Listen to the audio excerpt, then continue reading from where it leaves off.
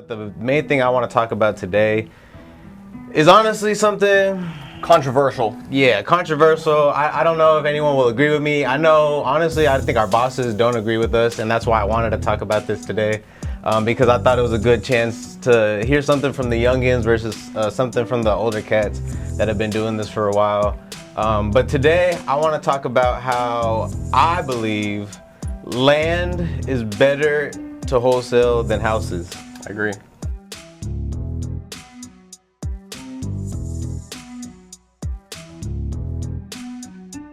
So Mason buys everything, he talks to sellers, he gets properties under contract. I sell everything, so I talk to buyers and I sell those contracts that we have.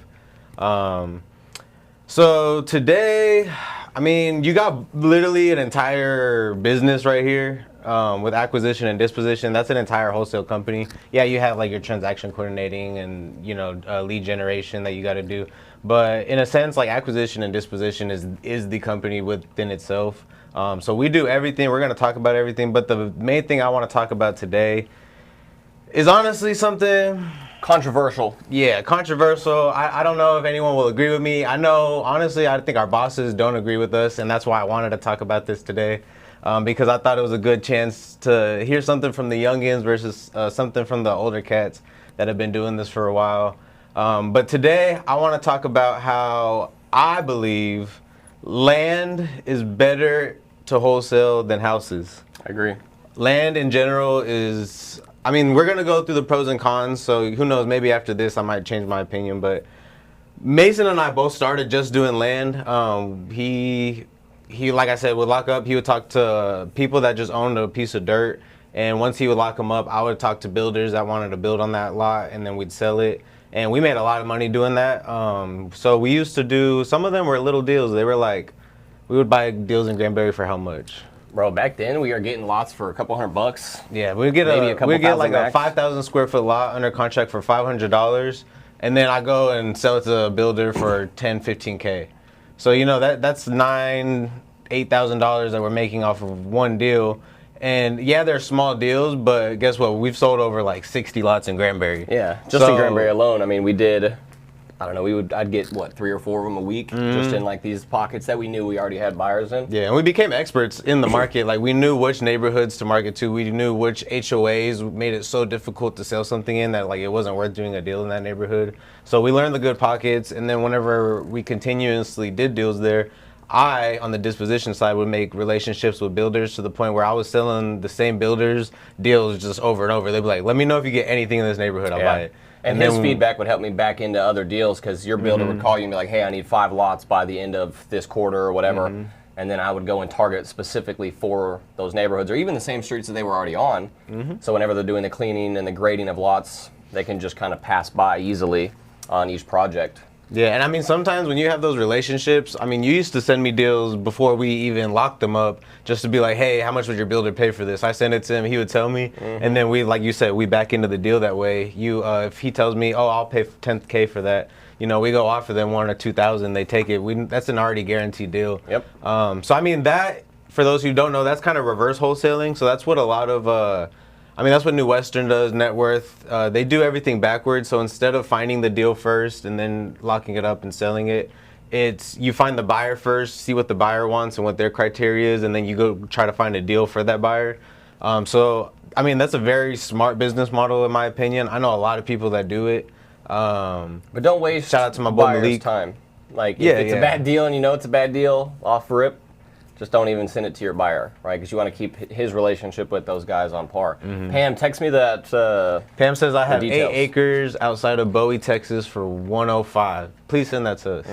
Yeah, we might be able to sell that. But yeah, so I love land. So we're gonna talk about land today. I think it's cool. It's cool to be here because you're talking to, you know, the best acquisition in DFW along with the best dispo in DFW. Some might say, like, what makes y'all the best? Our mamas told us, so argue with your mama, not me. But yeah, we're going to go over both sides. So on the acquisition side, what makes land so much more attractive than dealing with houses?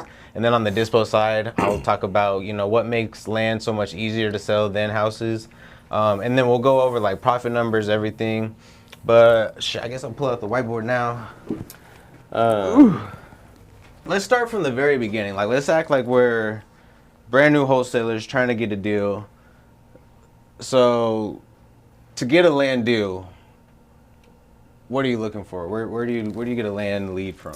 So obviously you can buy your absentee list from, I don't know, PropStream or Propelio or whatever the hell, right? What does absentee list mean? Just non-occupied or non-owner occupied, right? So now homes are going to show up in that same category if they're deemed as vacant, right? But when you're doing these like high equity, long-term ownership, absentee, it'll oftentimes, I forget the name for the list, it might fall under absentee, but it's if the mailing address is different than the home address on tax, right? So what's their billing address? So if it's 123 Main Street, but they live at 224, I don't know, Main Street in a different city or whatever, even the same neighborhood. So that's when a lot of those are going to pop up, right? So if I see that someone has a piece of dirt that's never been developed on and they bought it in like 2000 or 99 or 2005, whatever, it's been sitting there and they're paying taxes or HOA dues on that property and doing nothing with it. Mm-hmm. So like, what's the benefit of you keeping? Yeah, so you're trying to find people that own a piece of dirt that might not want to own that piece of dirt. Maybe they inherited it. Maybe they're like, it's just been sitting, doing nothing, but like, and they haven't mowed it, so it's probably getting, you know, mowing liens from the city and stuff on it. So you're trying to find people that just want to sell off their land, and that's another good thing. So looking for people back in taxes, mowing liens. These are all things that you can go get at the county. So you pull these leads, you find these pieces of dirt, you skip trace them. What's some things that you can use to skip trace, like batch leads? Yeah, you can use Bell's Link, or you can, which is like, I mean, you have to have an LLC, but it's a very, very detailed pool. So like, you'll spend $1 to get it, but you'll get all the information you need, relatives, family members. So you can call somebody, especially if the guy who owns it already died. Or you can do like the bulk ones, like you're saying, like batch. Yeah. What's the other one? DataFlick? Yeah, DataFlick, right? Like, so you can go and build your list by hand if you're trying to do a niche list. So like, you're finding each one that fits your avatar. Mm-hmm. Like I mentioned earlier with like the long ownership, they live somewhere else, maybe they're behind on taxes. These are all things that you can find without even having to buy a list or, you know, go to the county and get one. Because oftentimes those lists are going to be the most saturated, and each lead is going to have the most amount of touched attempts from other guys trying to buy them. Yeah. Versus building it by hand, it might take longer. You might spend a few hours, you know, sitting on the couch putting 100 or whatever together. But most likely out of that, there is a higher success rate. And I think like that's already a con right there of land. Land is, I don't want to like say this to offend anybody, but land is the bottom of wholesaling. It's the entry level. It's the easiest to learn, and that's why it's my favorite. I mean, that's why I'm literally gonna try to convince y'all that land is easier and better than wholesaling houses, because it's the easiest. But because it is the easiest, so many people have access to be able to do this because it's an easier process. So more people actually do it. So whenever you go pull this list and you try to market and talk to these people, they've been talked to by so many different wholesalers because everybody's doing this. Everyone's doing exactly what you said, going to PropStream, pulling that list, going to Bell's Link, skipping it, and then spending their time calling it. So, I mean, you gotta be better than the competition, especially when it comes to land, because you're up against so many people. It's kind of like roofing. Like roofers, I mean, any roofer knows you go knock on a neighborhood, there's already 4 other people in that neighborhood if there was a storm the previous day. So you're dealing with so many people, so you just gotta be better on the acquisition side, be better on the dispo side, be better on the marketing side. So I think that alone is a con. Shit, I'll do this. Pros, cons. So a con right away is saturated. Pros, the first one we talked about was the ease. It's easy, or it can be. That's not a pro. Yeah, it is. I mean, it's easy, yeah, but that's the whole point of this. We're trying to explain why it's easy. So, like, what makes it easy? Okay, so, I mean, for starters, you can do it virtual. You don't have to see the house. Boom, yeah. I think that's, bro, that right there is my number one thing. I think that's what makes this so beautiful and amazing. And it's a lazy way to get some assignment fees under your belt. Yeah, bro, like, we got to think of it outside of being a real estate investor, being a real estate professional. Think of yourself as like someone out there that has no real estate knowledge at all. They work a 9 to 5. The only thing that they know that involves real estate is realtors. if you take that person and you tell them like, hey, what's your dream? Like, I want to just make money like from my couch. And like that's the thing that so many gurus teach, and I think that's another reason land gets such a bad rep is because there's a lot of land gurus that teach like, bro, you can get rich off your couch. But it's true. It's true, and it's mostly only true with land. Yes, you can wholesale houses virtually. We have done it, but it's so much more difficult than with land. But you also have to schedule appointments. You have to get permission from the owner for someone to go see it. Versus land, like anybody can drive by. Yeah. But also, it's a lot. Con is you gotta, access to the property. Showings. Am I going off? Now we good. Yeah, so like with the house, you need access. Whether you walk it or whoever you are gonna sell it to, you need access to the house. And not everyone's gonna let you in the house. You got to deal with either sometimes tenants that it's you talking to the seller who's talking to the tenant. So there's communication that blocks access. So with houses, it's so much more difficult to have to go see that house and do showings on that house in order to sell it. With land, it's a piece of dirt. Like you can pull up at any time. Someone can pull up at any time. Like so it's so much more easier. And then for one, like, bro, with land, you can do it virtually. You can look at the land. How big is it? What are the comps in the area? What can I sell it at? Hit up those people. Boom. You don't have to go look at the dirt a single time. That's how people are wholesaling land in other states. They're literally getting dirt in like heavy areas where builders are buying and then selling it to those builders. And they're never stepping foot in that state. We've done it in cities that we've never heard of or stepped foot in. Yep. It's super easy. With houses, we have virtually wholesaled houses, but it's not so easy. And matter of fact, the way that we do business and the way that we're better than our competition is because whenever we do get a house, we always set the appointment. That's what Tony always tells Mason. That's what Mason literally always does is like, it's always just set the appointment. Because a lot of guys are trying to wholesale houses virtually and they're just asking about the property, giving an offer over the phone. We are trying to actually go to that person's house, step foot, sit in their couch, become friends with them, become like trustworthy with them, and that's how we're able to get contracts, our houses under contract for less than the competition did, just because they trust us more than some guy that's just like talking to them over the phone. And even as a new guy, if you're doing real estate for like homes specifically, let's say they owe too much money on the house, and you don't know creative strategies, you're not getting that deal and you're not making money. You're missing an opportunity. A lot of lots are already paid off, so even if there's delinquent taxes or HOA dues or anything like that, typically it's not more than what the land is worth, right? So you as the new guy, you don't have to understand how to do sub-twos or short sales or anything that's more on the creative side. Land is normally pretty cut and dry, right? All right, so we kind of went over like, I guess, marketing. How about on the acquisition side? So I guess that this is part of acquisition. So like with access and showings. So I guess access is more of the acquisition and then showings is like the dispo. So whenever you're talking to people, we're trying to get these appointments. We're trying to get inside. That's a con of a house. What's something else on the acquisition side that you see that like sucks versus whenever you just talk to land sellers? So I've heard guys say that homes are easier than land because you can make up more negotiation excuses like plumbing, electric, foundation, like stuff like that. But land has arguably the same amount of negotiation points, right? Because let's say it's just a blank lot with a bunch of trees on it. The grass is overgrown. There's no meter. There's no pipes for sewer or water ran in, or no septic, no well, whatever. Those have the same type of costs as renovating a house or repairing or whatever, right?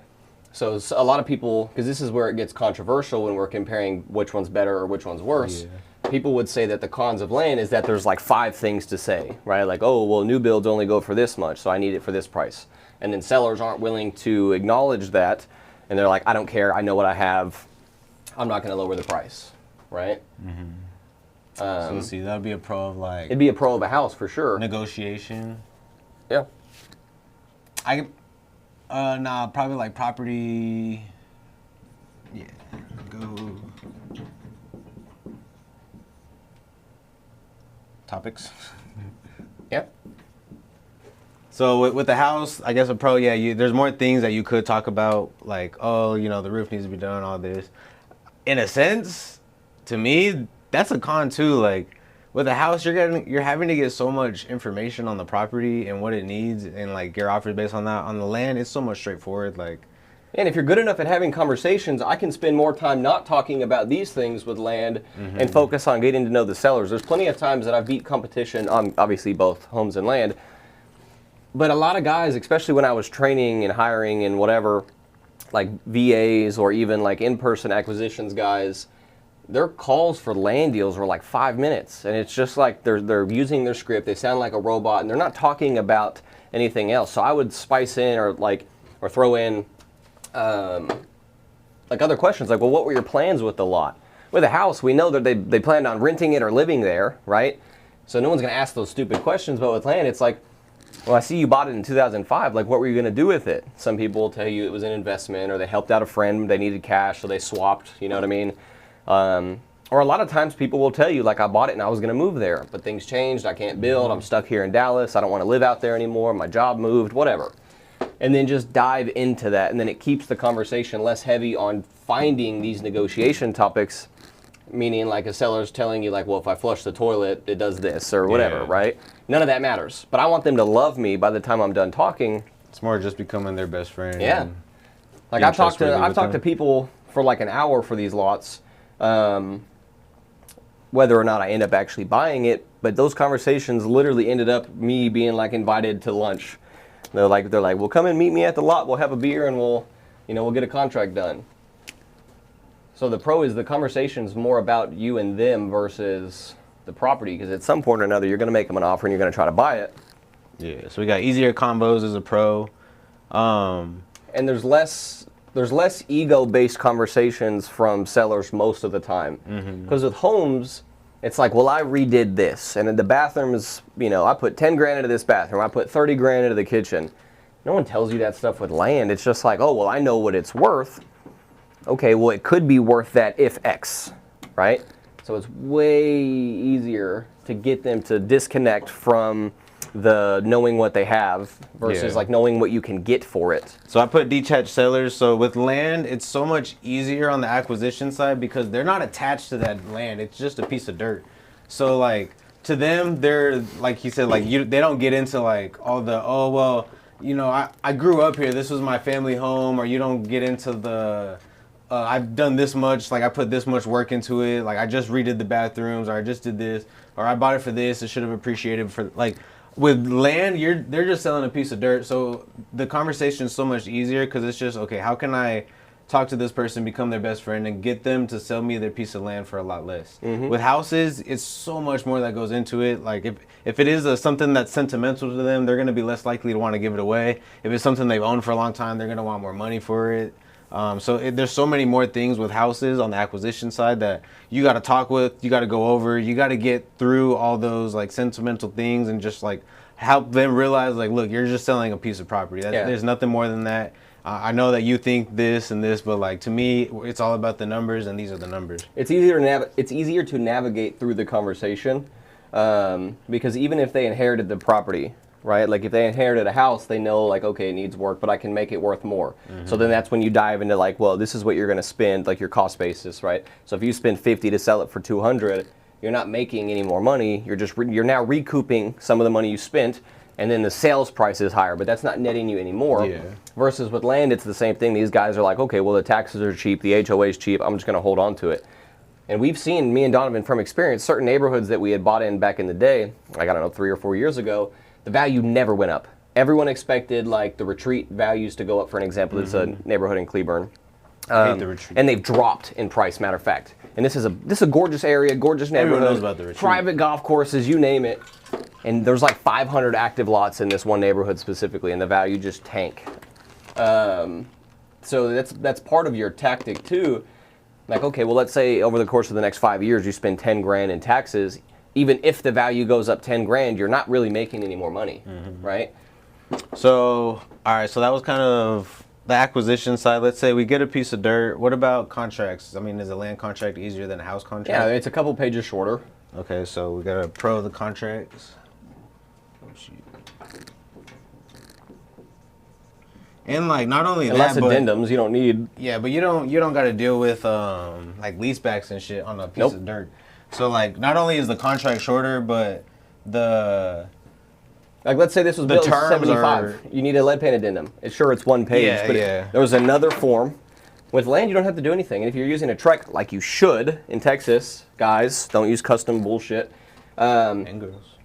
Treks automatically, let's say like someone's worried about mineral rights. Yes, you can use a mineral right addendum if you're trying to make sure that the sellers retain those rights. But you don't even have to worry about that, right?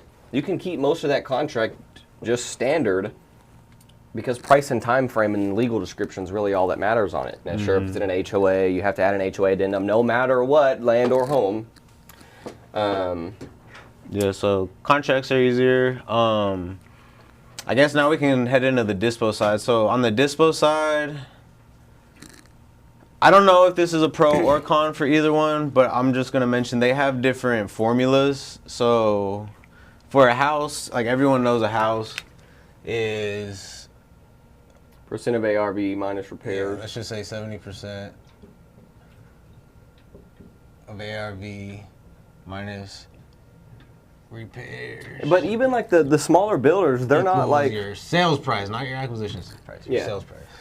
Builders, a lot of times, especially for like these type of lots, like if a builder's buying 1 or 2 lots from a wholesaler, they're not Lennar or DR Horton or First Homes, right? Like they're not building out neighborhoods of hundreds of acres that they've just accumulated with their own professional acquisitions company, right? They use companies to bring them acreage and then they plat it out and blah, blah, blah. Versus like private or individual builders, they're fine buying one lot and they know that they're limited to what they can see. So if they have an agent finding vacant land on market and then Donovan sends them one that's a little bit cheaper and it's the same kind of deal, they're going to opt into going with, you know, me and Donovan because I'm giving them that discount as long as it fits within their building on land formula, which Donovan will get into. Yeah, so I mean, shit, I think this is I just proved it. So this is the, I guess, formula. And what's the formula for It's literally, new build to land buy? so new builds, you take that by 10 to 20%. What does that mean? God damn it. I ran out of room. Okay. So 10 to 20%. More title issues, 87.3% higher new chance, builds. question mark. Hold that Equals thought, yes. Sales price. Sometimes. Yeah, I saw that too. I was going to go over that. All right, so with land, it's an easier formula because you don't have to take into consideration like repairs of it because it's a piece of dirt. So what I have learned is that new builders will buy a piece of land at 10 to 20% of the new build value. So NB stands for new build. So that'll be my sales price. So what I do is I go look for new builds. What are new builds selling in this neighborhood? If it's a new build, you put that right here. I take 20% of it, you know, start high so that they can negotiate down. So if pull a calculator on your computer up. Let's say a new Whatever, build, see. I don't even need a calculator, I am the calculator. Let's say a new build is, you know, 400,000, right? Automatically, a builder wants it for 20%. Oops. God damn it. Oh my gosh. Okay, so that means that they're going to want to buy the lot for 80,000 or less. So as far as what Donovan's saying with formula, just because a builder is going to pay 20% of new build doesn't mean that they want to. Yeah. Thus causing it to be tougher to sell. But also, I'm not going to go in and buy the piece of land at the 80,000, even though a new build's worth 400. I'm going to try to buy it for like 30, 40, 50, right? So that leaves me room, especially, well, actually, I guess 20, 30 is probably a really good number because if they don't want to pay more than 10%, now I can still sell it for 40 and the contract gets done, right? Yeah, so, I mean, with land, I've seen a lot of people, they think it's like houses. They think you go to the MLS and you pull land comps. You look at land in the area, how much is land going for? Yes, you do need to do that. Still look at what lots are selling over there. That way, you know what yours could possibly sell for. But at the end of the day, whenever you're dispoing this, whenever you're trying to sell it, you are selling it to builders. So it's what is that builder looking at it for? Like they are in their own head doing their own formulas and calculations. So I gotta be on the same track as them. It's part of that reverse wholesaling. It's knowing what your buyer wants. That way you know what to pick up and what to sell them. So yes, you still look at your land comps. However, that's not going to tell you what you can or can't. I've seen some land comps sell for 100,000 and I was getting offers at like 40, 50 for a lot. And then I've also seen some sell for on market like 10K, and then I've sold a lot right next door for 20K. But the reason why is when you have land on the MLS, your buyer pool is larger because let's say me and the wife want to build our own house and we love this neighborhood. I'm unfortunately, most of the time, I'm going to have to go to a realtor, find a piece of dirt, and get a loan that supports me to buy and build to live in. Builders, we're not selling to those people. Yeah, we're not selling to those people, so I can't sell it for that high because these guys are buying it cash so they can make money on it. And right now, on average, homes are taking anywhere from $130 a square foot to $200 a square foot. And so if the new builds are all at 1,500 square feet or whatever, me and Don can use that quick formula, add our land buy price to it, and realize that that's probably not going to make anybody any money. Yeah. Right. So that's why they use that formula, because it gives them just enough margin to have a site to build on. Now, to back into the title question, I would argue... Is that houses that have more title issues? Yeah, I would argue that homes are tougher to clear title on because, again, going back to the pros of land is the seller's detachment to it. If you have 5 heirs that have never stepped foot onto the property, they're never going to do anything with it, most of the time, you're not going to have as many people contest price or getting the deal done versus a home. Someone might be like, well, I could just live there. It's mine too. I could rent it out. That's another thing. I could rent it out. I could renovate it. I could do this. I could do that, right? There's way more factors for someone to be hesitant to allow another family member to sell. And that's not a title issue. That's a person issue. Title issues, it's the same thing, right? If you got to track down people, home and land is the same problem, right? I would say that I've ran into more title problems in the last 200 or whatever transactions we've done. Homes. Yeah. Finding these people has been tougher. We run into way more problems. It's way more common. I mean, it's obviously a con for both, but it's a con in the market, in the industry, not even just type of deal specific, in my opinion. I'm going to say a con for land is on the dispo side, something I hate, surveys. So a lot of buyers, the buyers for a land deal as a builder, they're going to want a survey on that piece of dirt that they're about to build on. So I make the buyer buy the survey. If they want a survey, they're going to pay for it. However, what that does is sometimes it can create a conflict with the close date, because if they want that survey before they close on it, and surveys are, depending on where this is, like 2 or 3 weeks out, this is set to close next week. And if my seller is expecting a sales date and then I waited 30 days to order a survey, then I'm now the bad buyer, and your buyer is frustrated too because he's like, well, I told you wanted one, and Donovan will be like, yeah, well, actually, I asked you day one if you wanted a survey and you said no. So that's something that's very important. If you are dealing with land and you're selling to people, when you get an offer, you shouldn't just take, okay, I got your offer, take it down and hang up. What you should be doing is once you get an offer, you should start interviewing that buyer. You need to ask follow-up questions to their things. So what I ask is, okay, they submit an offer, I'm asking, do you need a survey prior to closing, yes or no? And then if they say yes, that's when I go over, okay, our title company can order that for you. We'll get a rush on it so that it's ordered, but just so you know, you're paying for the survey at closing. The other thing is, how fast can you close? Some of them will say like, oh, I have cash, I can close tomorrow. Some of them are like, oh, well, my lender needs like X amount of days. If it closes in 10 and they need 30 days, and you know, that right there should tell you. So whenever you just take someone's offer and like run away with it, you'll create issues for yourself once you're trying to assign it to that person, because you're like, okay, I can accept your offer. Then they're like, oh, well, I need 30 days. So like, you're ready to sell to this person, but they still need 30 days to close. So this is why you need to interview your buyer as they submit an offer, ask follow-up questions, make sure that you understand everything fully and that they understand everything fully, so that we can close on time, perform on the acquisition side, perform for the seller, and then get the deal done. Given the rising cost of materials and labor, how do you ensure that your construction project remains within budget, etc.? Okay, so this is automatically going to fall under what I'm doing as the acquisitions rep, right? And that regardless of what the deal is or what I'm going to do with it. So land, home, doesn't matter. Fix and flip, am I building myself? Am I wholesaling?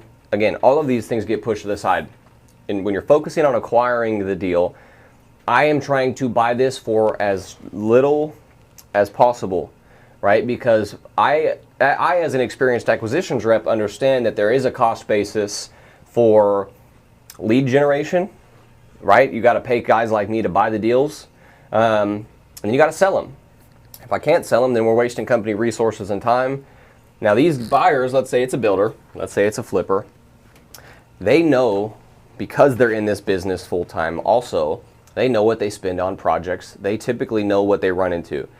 You peel the layer back from a moldy onion, most of the time, guess what? The next layer is probably going to be moldy too. So it's the same thing with a shitbox house. If they see mold on drywall, they know they take that sheet down, and there's probably going to be some remediating that they need to do behind it. All right, and this all goes into risk management, because if I see those things, I'm using that to buy it cheaper. Because I want the buyer to have a good deal and make money. I want him to come back and buy another deal for me. Now, how do I squeeze in a wholesale fee also, right? So I think, I mean, at the end of the day, we're not builders, so we don't have the answer. But that's why it's good to talk to your builders, see what it is costing them. That way we can get it into our formulas. That way we can make our offers based on such. I personally don't think you need to get that detailed into it. I don't think you need to know exactly what builders are paying for materials in certain areas. And for me, it's more about just knowing your area and knowing your builders and the deal itself. So I mean, like, obviously for something that's a little bit more out in the boonies, the builders are gonna have to pay more to get materials sent out there. So okay, if a deal's out in the boonies, instead of 20%, I'm gonna sell it at 10 or 15%. That's really all you got to worry about. So I don't... Especially if all your material distributors are like in Dallas, and now we're talking about deals in Gun Barrel or something. So you're paying those drivers to go out an hour or two outside of their typical delivery range. But like, as a wholesaler, as somebody that's selling these deals on both ends, I do not get hung up in builders and what their building costs are, and I do not get hung up in repairs and what flippers are spending in repairs. There's separate formulas that I use and guesstimate based on both. If I get too, like, you don't have to get too deep and get like in this analysis paralysis and like all these numbers. Like, it's very simple. Literally just take 70% of ARV minus repairs. What's a repair formula? Real quick, I'll do like, if it needs... Cosmetic is probably 20 bucks a square foot. Because cosmetic oftentimes also means like you're adding new carpet. Do you see this on the camera? Yeah. Yeah, that's right there. Yeah. So cosmetics is probably going to be 20 to 30 a square foot. 1 to 2, I'm going to just say big ticket items. So that's going to be your roof, your HVAC, your plumbing, electrical, foundation. This is going to be 40 to 50. Just say again, they just say gut. Foot. And then, yeah, if it needs everything, so full rehab, this will be 50 to 60, I'm going to say plus square feet. Because if it's a burnout or something, obviously you're going to go higher than that. Yeah, if the house has been really badly flooded or caught on fire, no matter what, you're probably going to spend at a minimum like $70, $80, $90 a square foot. You're essentially rebuilding everything. So again, I guess leading into a pro, you don't have to understand any of this shit when you're buying dirt. And that's why it's easy for new guys, because if you go in and I hate this so much when I see an email blast and it's like you have 100,000 margin, or spread rather is what they say, and it needs 100,000 in work. I have no spread. There is no profit margin. And then understanding this simple key formula that builders want to buy at 10 to 20% of new build cost, that's all you have to know. Find your new builds. Let's say it's 200, right? Know that you need to sell it, or you're probably going to sell it at a max of 40,000 if it's worth 200 brand new build, right? So then use that to determine what you want to make. Because the old formula back in the day was always like, for a wholesaler, it's buy a house at 75% minus repairs, and then subtract what you want to make. So guys would subtract their 5 or 10 or 20 or 30, and then that was their offer. Land is kind of the same thing, but you're not using a formula. It's just, what do you think you can get your seller to? What are they asking? So if I know I can sell it for 40, I want to buy it for 10 or 20 to give Donovan room to have guys make lower offers. And then I know that I want to get a maximum assignment fee on it. Yep. And I've heard too that land isn't as profitable and it's more quantity based. It's not true. Me and Donovan's biggest assignment on a piece of dirt was 70 grand, and we made that in 3 weeks. Like from buy to sell, and it was easy. Now, yes, if you're in areas where new builds aren't worth as much, and you can't get it cheap enough, sure. It's quantity based. Yeah. I think, like, to add to that, I think that's something else I wanted to go over with land. And this, I think, is a controversial, whatever the fuck. Part of this is, I personally think you can make more money wholesaling land, meaning you can make a higher assignment fee. You can make more money on one deal doing land than you can houses. And my thought process behind this, I'm not saying I'm right, but my thought process behind this is, with land, there's no limit on how many acres of land there is or that you could sell, you know? With a house, at the end of the day, the house is gonna sell. There's like a cap on houses. You know, you can have a mansion on the hill and it could go for $1 million, but like that's capped at that. If you have freaking thousands of acres in the right spot, you know, that's worth billions of dollars. But they're easier to comp too, right? Like let's say you're the goose egg in the neighborhood and you have the biggest house on the biggest lot and every other comparable sell, even within a year. Yeah. None of them are comparable, right? So if you have a half acre, and even let's say, matter of fact, because sellers oftentimes they're like, well, I have a half acre, and my neighbor sold his for 300, but he had a normal lot. I have a half acre, so I want 100 grand more. Yeah. Yes, land adds more value, but that doesn't mean that Bank of America is going to go in and approve this crazy high loan just because you have an oversized lot. Arguably, it makes it a little tougher if you're trying to sell it for way more money. Flippers don't necessarily care that it has a bigger lot. Yes, they can try to push the needle, try to get a little bit more out of it. But if you want to be a good wholesaler or a good buyer, that's just a bonus as to why you should pick my deal over somebody else's. If I price it out and my formulas are all the same, but I'm also giving you a larger lot, same thing. Land, a bigger lot is a bigger lot. It automatically doesn't challenge your price, right? Yeah. Because if we have an acre, all the other lots in the neighborhood are a quarter. I don't play the what if game when it comes to wholesaling, so I don't tell buyers like, well, you could split it into 4 lots. Yeah. Like, fuck that. I'm not playing the whole you can add a bathroom or you can subdivide it. If a builder's confident that he can do it, again, he's just going to choose my deal over someone else's because of that. And I priced it right. Yeah, so I mean, not only can you have a lot of acreage and a bigger plot of land, but you can also have commercial land. Like, that's something that you don't deal with houses. Houses is all residential. Yep. With land, you have residential land, you have commercial land. Even industrial. Yeah, industrial. There's some that you could put townhomes on. So with land, it's all about, okay, what can you put on here, and that determines the value of it. Now that's a con. I'm going to interrupt you. Sorry, that is a con for land. You don't ever have to understand zoning on homes. Yeah. But land, if there's certain zoning, you have to understand that. And also, deed restrictions are much more important on land than it is for a house. A deed restriction might only restrict someone from buying it because, let's say, they want a privacy fence, but you can't put up an actual privacy fence. It has to be like a, what do you call them? I guess like a picket fence, right, where it can be seen through. Yeah, so you gotta dig more into the zoning and deed restrictions so that you can know what can be on there. You don't have to deal with that with houses because the house is already built based on these.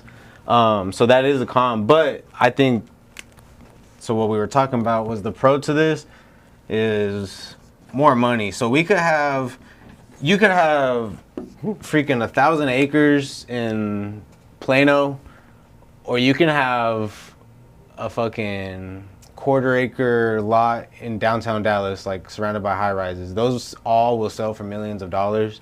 So it's not just about what the size is, but going along with the zoning and deed restrictions, what can be put on there. And to me, you can make more money wholesaling that way by doing those kind of deals versus a house. Like, you can get $1 million house and still only make like 20K on that, you know. We've made at, you know, REIF, we've made over $100,000 assigning a house. So it is possible to get big assignment fees on houses by far.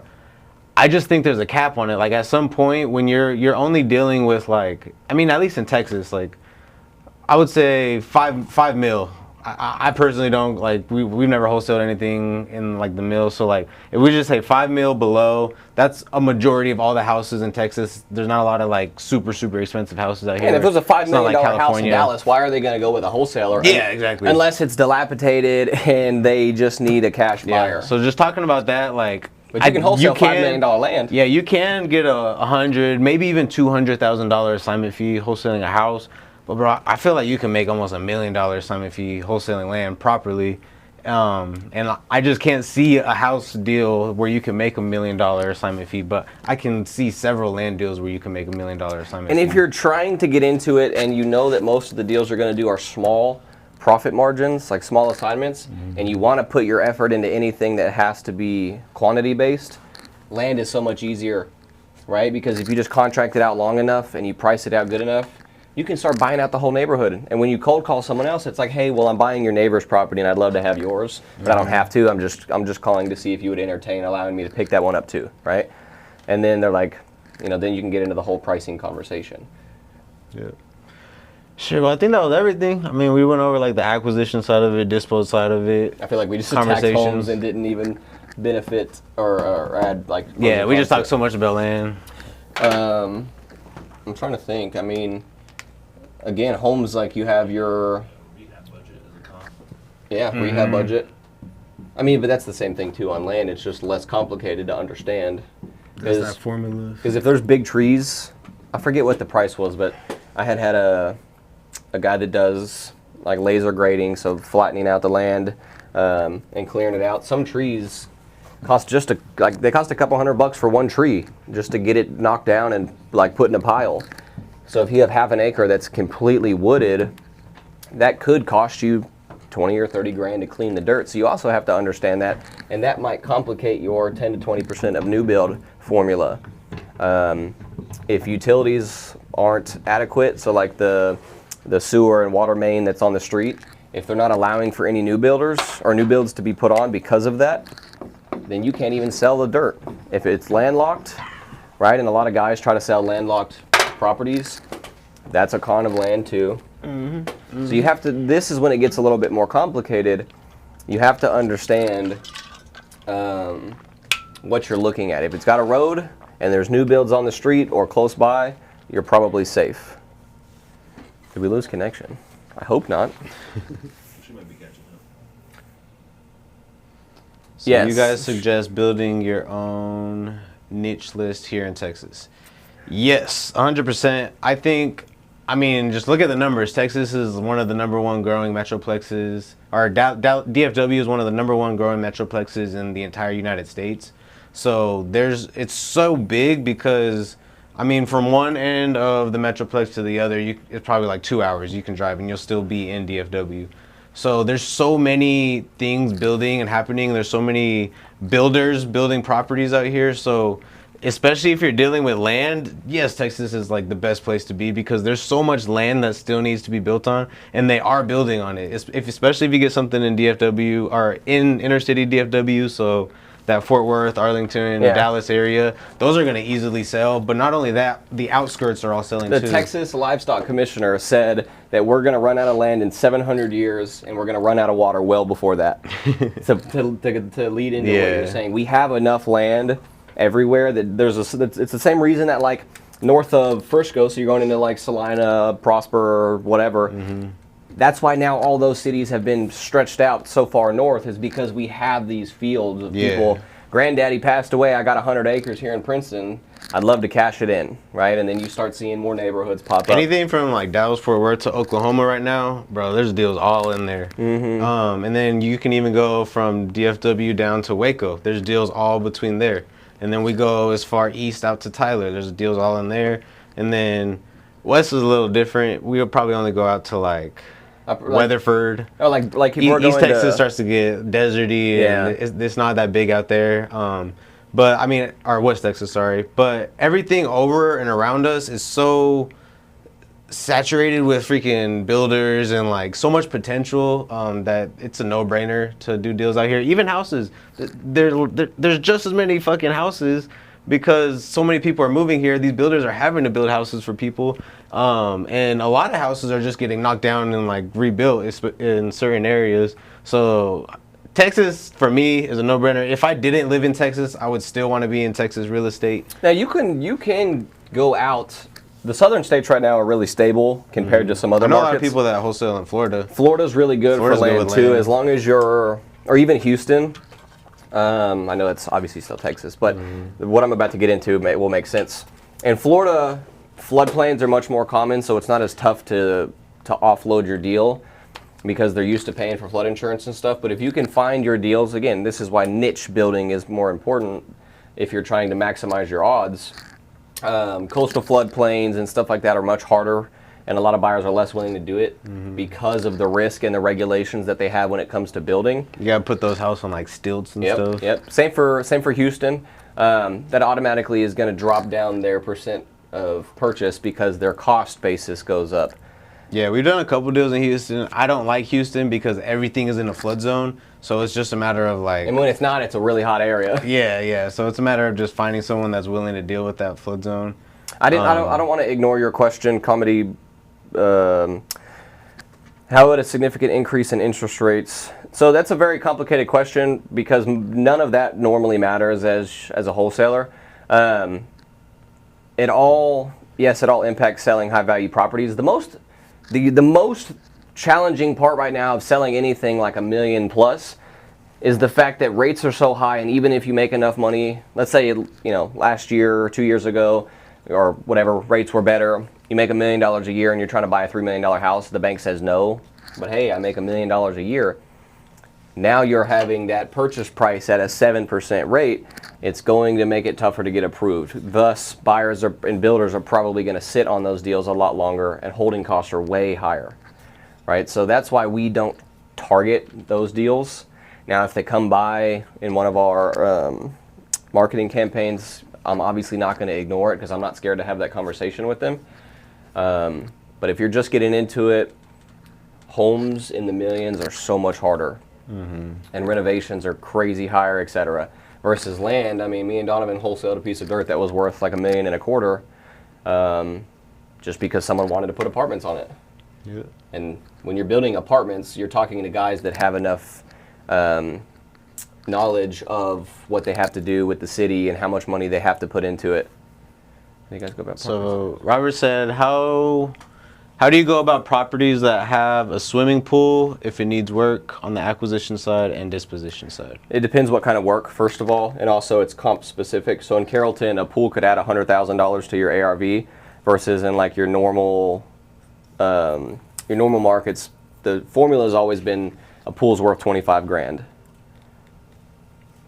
So because me and Tony were talking about it, and we're looking at a house in Carrollton, and I'm saying ARV is 450, but we have a pool. So Tony's like, okay, we'll go back a little bit in time if you have to and find a comp with a pool. He's like, it's probably worth 100 grand. I go and look, and I was like, I'll be darned. Like, the ARV really is 550 or whatever, just because it has that. So unless you can find comps to prove it, just assume that it's worth 25 grand. If the pool's green and it's not running, it needs that 25 grand to be fixed, right? Because that could assume that you have to replumb, get all new mechanics for it, so like your filters and pumps and whatever, and you might even have to resurface the whole pool. Now, if it just needs pumps, 5 grand, right? I wouldn't say anything less than 5 grand. If you have to fill in a pool because it is so damaged, you're probably going to spend still that 25 grand to do it. Nice. And I mean, as far as the dispo side, just like Mason said, it's just a matter of adding that to your repair value. So if our house needs 1 or 2 big ticket items, we'll do $40 to $45 a square foot. And then in my head, I'm okay, whatever that number is, I'm going to add the pool also needs work. That's going to be another 20, 25,000. So if I'm saying that this house needs 50K, well, the pool also needs another 20K. So my total rehab number is going to be 70K at that point. And I mean, especially on the acquisition side, that's something you have to stress to the seller. Like, bro, it might be cheaper to fill in this pool than to like rebuild it. And I know I've seen a lot of people on Facebook talk about like that they want to do that because they don't want to spend the money to get the pool running again. So some of them do just come, put dirt and concrete over it, and just fill the pool. Yeah, and a lot of guys just do it the lazy way, and they just come in and bulldoze all the pool walls down, and then just start filling in on top of the concrete. Let's see, did we miss anything? I mean, we didn't add any pros to homes. Because there are none. I'm kidding. Because I mean, it's the same kind of pros, like depending on your level of experience.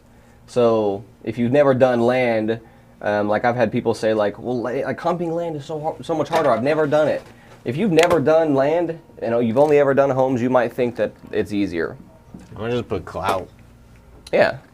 I think like people like to brag that they wholesale houses, and they like to shit on the little guys for wholesaling land. So they think that like, oh, I have a house wholesaling operation, and they post about how they get all these assignment fees selling houses off market, blah blah blah. It's just a clout thing. Like I said, I think personally you can make more money wholesaling land virtually, which is the biggest thing. So like, yeah, write commercial on pros if you didn't already. Sorry, I want that to be added.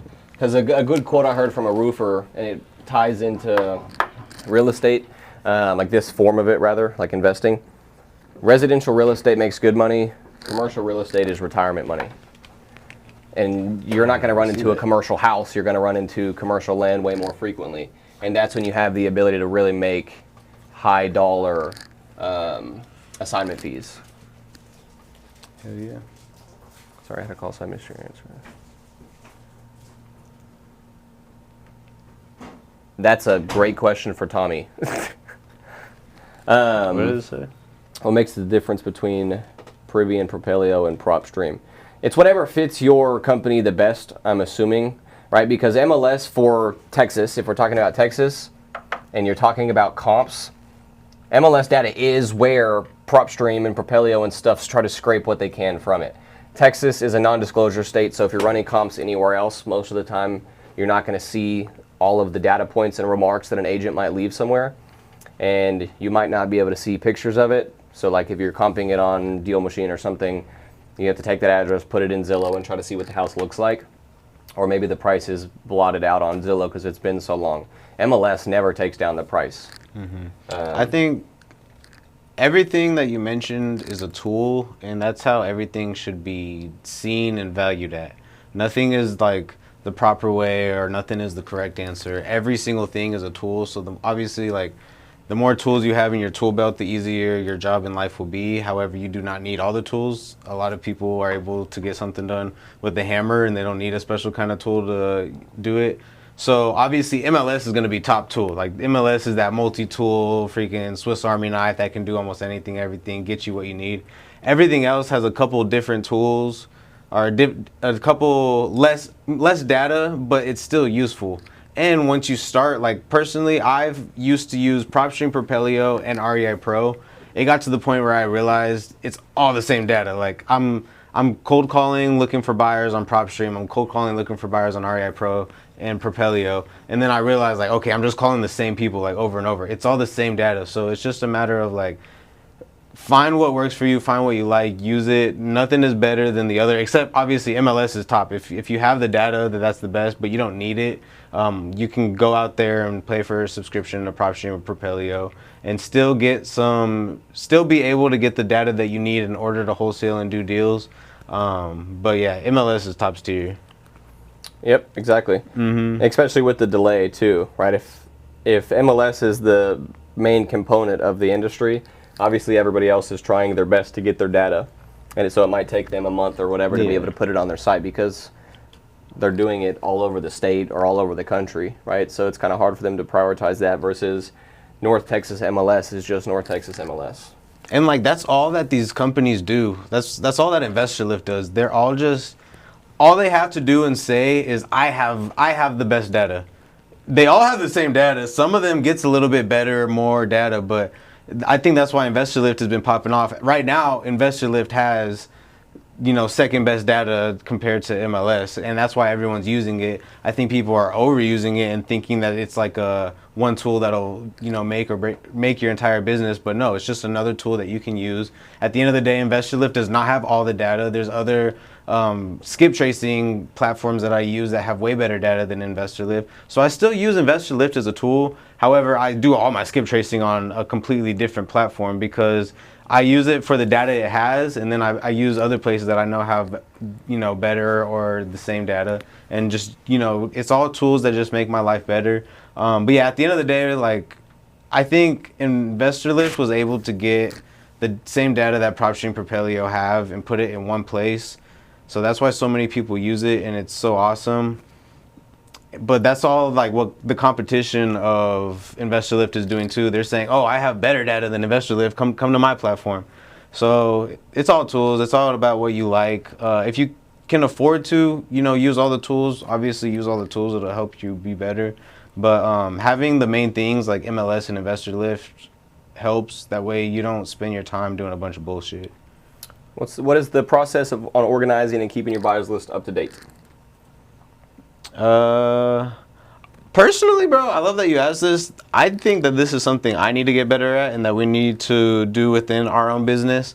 What I would recommend and what I've had done in the past is, I don't know if y'all use VAs or not, but when I had a dispo VA, I used to have them go through literally our buyers list, just quick like interview with the buyer, like, hey, just want to make sure you're still buying in this area, you still want this, or if we don't have the information, their marketing criteria, just asking them like, hey, you're in our buyers list, but I noticed like we don't have your exact criteria down, what year houses are you buying, what's your price point. So just having someone go, so obviously if you don't have a VA, you can do that yourself, but just going to the people that are already in your buyers list, making sure that you're talking to them, they know who you are, they know what company you're with, and just asking them for their updated buy box. That's a good way to say it. Where do you store them? And we use, fuck is that website called? Salesforce. Your CRM, your CRM, whatever your CRM is, we have Salesforce. There's Podio, there's everything. If you don't have a CRM, then your CRM should be Apple Notes. Literally, you can go in Apple Notes, make a little chart, put the buyer, their phone number, email, and then buying criteria, and then just all type that in. But just keeping it somewhere where it's organized and somewhere where you can go. Like, the reason I think Apple Notes is so cool is you can go in Notes, you can just type search. And there's keywords. And yeah, there's keywords. So you'll be able to filter and it'll pop up, it'll highlight. Like if I put like Dallas land, if I put Dallas land under anybody in my buyers list, that should pop up. So whenever I go sell a piece of land in Dallas, I just type Dallas land and all those buyers will pop up for that. Or even just your contacts on your iPhone. You can search in like, oh yeah, Dallas, that's another thing. Dallas builder is what the keyword could be in the contact information. Yeah, so if you don't have a CRM, you want to create a buyer's list, you can do it through your phone. So literally just create a contact, and then in that contact, there's usually notes. You can type in notes under that person. So I can put Dallas lot buyer, and then when I go type in Dallas lots, that person will pop up in my contacts. So it's a lot of easy ways to do it, but it's all about making your life easy by being organized and allowing yourself, just making your life easier in the future. Because when I have to go sell a deal, I don't want to go one by one, like searching and looking for things. That wastes so much of my time. So like having the systems and processes in place, like when I want to do an email blast, we use MailChimp. I can send out an email blast to 20,000 people within like 5 minutes. I don't want to sit there and go email, 100 people 100 times, and it takes like an hour to do that. Now let's say you're running comps and you find an investor that's using an LLC. So they closed on it. The owner is an entity. How do you find said owner if all you see is that it's owned by 123 Main Street LLC? Yeah, so for me, if I see a property is owned by an LLC, I love that. That's exactly what I want, because that means that that's an LLC or a company that is buying real estate. That's who I'm trying to sell my deals to. So I purposely look for properties that are owned by LLCs, and the way that I try to find the owner to that LLC is just by skip tracing. So I use, honestly, you can just type in an LLC in Google, hit enter, and there's so many different websites that'll like pop up that LLC's information. One of those websites is one that I use called Open Corporates. It's free. You type in an LLC in there and all the information will pop up. the thing you're looking at is who the registered agent is, and like the managing members. Those are usually the owners of the LLC. Not all the time. Sometimes the registered agent could be like an attorney that they pay to open the LLC for them. So you just got to be mindful of that. But it's really easy to go on there, just find out who that is. And then once I find the name of the person that owns that LLC, so for this example, let's say once I find that registered agent, I'm going to take their name and put it in Fast People Search, or there's True People Search.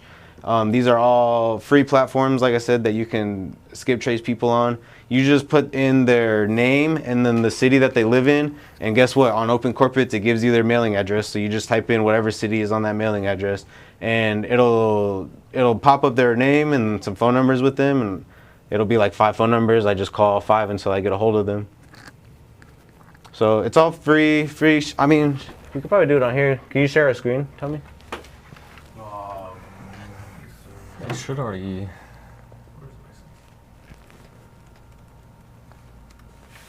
But also, if you're if you're using like what is it, Investor Lift, trying to find buyers. Investor Lift also, I think like you have to use your point system or whatever on it. I'm gonna just use our. But it'll show you who the registered agents are and what their potential phone number is also. So I'm looking up our company, that way I don't piss anyone off. So TNT Property Solutions. As you can see, so the registered agent is Teresa Myers. Teresa Myers is not the owner of our company. She is the attorney that we paid to create our LLC. So this is a good example of, in my head, I don't know that. Obviously, I know that because this is our company and I know who Teresa Myers is. But what I would do at this point, I'm just going to pretend like, I would go find I would try to find Teresa Myers' phone number. So I would go to Fast People Search. It says that she's based out of Sunnyvale.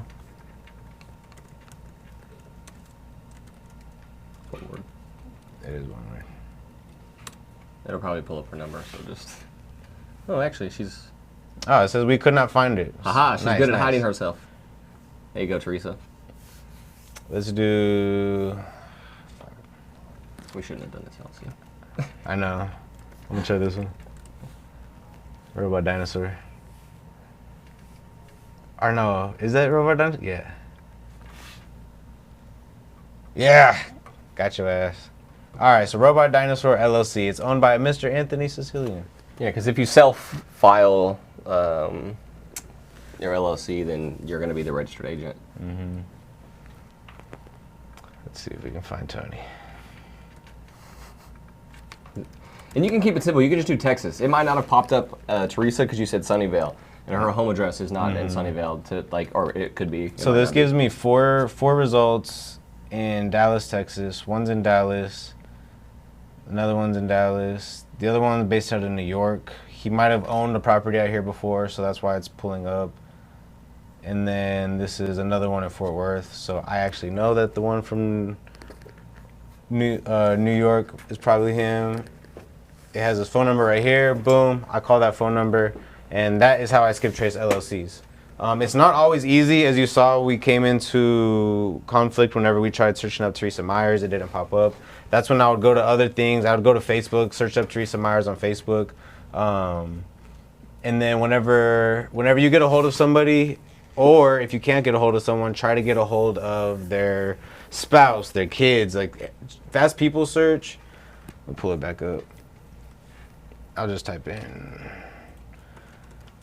Bob Joe in Fort Worth. There has to be a Bob Joe in Fort Worth, right? There is. Yep. So let's say the cool thing about Fast People Search, so it's going to give you multiple phone numbers that have been or could be theirs.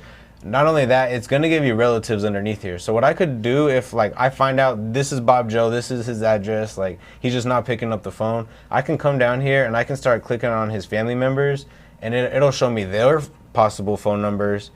Boom. And then I just start calling them. And if someone answers, oh, I'm trying to get a hold of Bob Joe. Oh, that's my husband. Oh, like I was just reaching out talking about this, or what's a good phone number to reach him at. And I've gotten a hold of so many people by doing that. You literally just sold a deal in Denison that way. You called what you thought was, I guess, the wife, and the husband answered. The husband answered. He's like, oh, yeah, we love buying out there. Send me what you got. It's assigned an assignment like that day. So that's a good point. And that's the same thing, too, in acquisitions. If if I'm trying to find an owner or someone might have passed away, we use other things. Fast People Search is just quick and you don't have to pay for it. Yeah. So they're mentioning other things other than open corporates. Robert said Texas SOS. Corporate Wiki. Corporate Wiki's one. Secretary of State. Goddamn. I don't know how to do all this. But also, I guess one thing I do know is if it's an entity in Texas, you can go to Texas Gov Comptroller Entity Search. Boom. So it'll pull you here. So any LLC that is registered under Texas should be on here. If they are registered, they will be on here. Obviously, like I said, that's only for Texas. There's some people that have LLCs, you know, that they open up in another state that still invest out here. So this isn't going to have all the LLCs. But if they are in Texas, it should be on here. All you do is you type in the entity name. You don't even have to put LLC or Inc. or whatever it is. You just type in, I'll just do TNT Property Solutions, search, and boom, we pop up right here. And it's the same exact thing. Registered agent name, Teresa Myers. It shows their office address. So this is actually her office in Sunnyvale. So yeah, this is a good like government website that you could use to search up entities. But like I said, this only works in Texas. So this is kind of like a last resort. If open corporates or like corporate wiki doesn't pop anything up, I'll go in here. And if I can't find it, you know, it's on to the next one.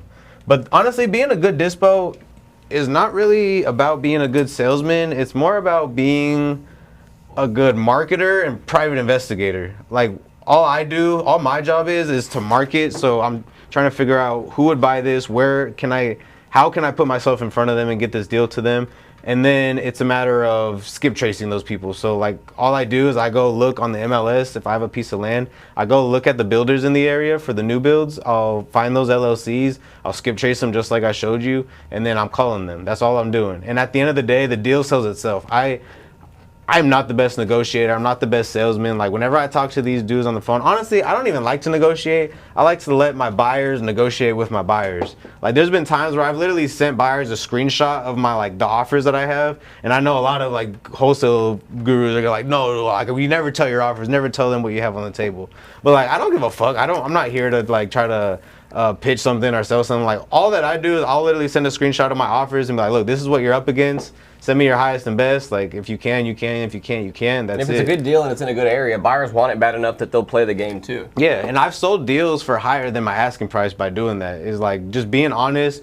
Like I have personally in the beginning of learning how to wholesale, I pissed off so many buyers by doing that shady shit and not telling them what offers I have, just creating bidding wars between buyers, and they don't respect, especially kids that do that, younger people that are wholesaling, they don't respect you for doing that. So like I've ruined relationships with buyers doing that to the point where I've now switched my mentality to where I am 100% upfront, honest, like blatantly truthful. I will show you what offers I have. There's times where I've even told buyers like what I have something contracted at. Because like I said, the deal sells itself and they're going to figure out at the end of the day what the fuck they're doing. I'm not saying that I do that on every deal, but. Well, cause there's been plenty of times we'll have a deal where we have 5 or 6 offers at our asking price. Mm-hmm. And like, I'm not just gonna, unless we have like a VIP buyer or something like Gabe or Ty, like we love you guys, most likely we're just gonna take your offer. So let them fight each other. Because we know that you're gonna perform. Because highest offer doesn't always mean a guaranteed close, right? But if we have 5 buyers that we know can pull through and they're all at the same price, which is our asking, we tell them that and we're like, hey, at the end of the week, we're gonna accept highest and best. And then that allows them to go back and crunch, talk to the lenders, figure out what they're comfortable with, and then we take the highest and best offer. Yeah. And that's, how we all make more money. You get it sold for higher than asking, everybody wins. 100%. Anything else? I can't think of anything else. What time is it? I don't know. Yeah, I guess we can end it here. Went over everything. Anybody else have any more questions, concerns? If you want to see me and Mason from now on and no longer see Nick, just put it in the comments below. We'll make it happen. Yeah, we'll fire up. All right, I appreciate everybody for tuning in. If you have any questions, feel free. You can always reach out to me or Mason. Like I said, we are the entire operation here at this table. Anything that has to do with acquisition side is Mason. Anything on the disposition side is mine. So if you have a deal and you need help running numbers on it, you can bring it to Mason. If you have a deal under contract and you need help selling it, you can bring it to me. And I mean, at least we'll run numbers and tell you how stupid you are and the fact that you should have never locked it up. I'm not gonna waste my time, but at least you can get a good guidance on how you're running your numbers, how you're talking to the sellers, how you're trying to dispo, all your processes. That way, you can be the best wholesaler that you can be. And then also, next week is our mastermind. So we do an event at our office every month where we go over a couple different things. So I think next week will be about acquisition. So you'll hear Mason talk about acquisition, how to talk to sellers.